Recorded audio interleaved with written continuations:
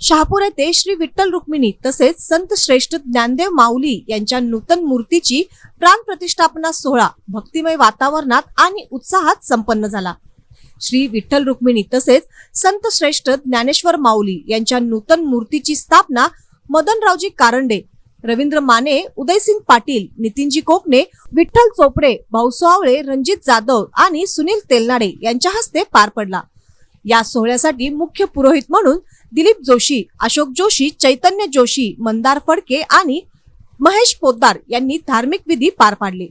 यावेळी कीर्तनकार हरिभक्त पारायण श्री सहस्त्रबुद्धे महाराज सांगली, अवधूत महाराज कोल्हापूर आणि गुरु ज्ञानेश्वर वास्कर पंढरपूर तसेच बाबा महाराज केसरकर कोल्हापूर यांच्या श्रुश्राव्य कीर्तनाचे आयोजन करण्यात आले होते।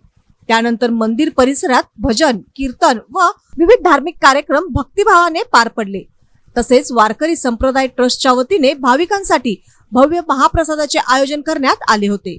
या सोहळ्याला कल्लाप्पा गावडे, रमेश पाटील, दिलीप पाटील, बंडू मस्के, देवाप्पा हराळे, संजय कब्बुरे, सुनील मस्के, आनंदराव देशिंगे, रमेश मस्के, मुकुंद पालकर, पांडुरंग सोलगे, बंडा उगळे यांच्यासह शहापूर परिसरातील नागरिक व भाविकांनी उत्स्फूर्त प्रतिसाद दिला। या भक्तिमय आणि ऐतिहासिक सोहळ्यामुळे संपूर्ण परिसर विठ्ठल नामाच्या गजराने दुमदुमून गेला।